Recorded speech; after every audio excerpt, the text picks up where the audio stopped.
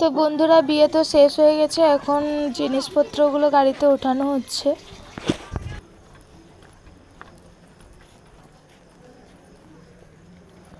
না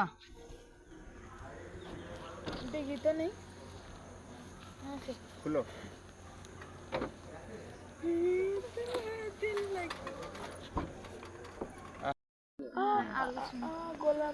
ভোরবেলা একটু ঠান্ডা ঠান্ডা লাগছিল, ভাবছিলাম ভিডিওটা এখানে শেষ করে দেব, কিন্তু না, শেষ হয়নি। আমার ভিডিওটা তোমরা কন্টিনিউ দেখতে থাকো।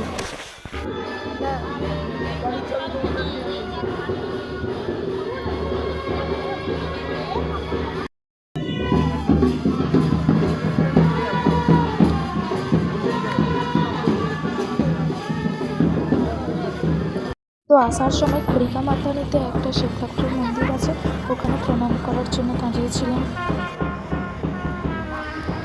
তো বন্ধুরা, এরকম ভোরের বেলা আমি কোনোদিনও উঠি না। তো গাছটা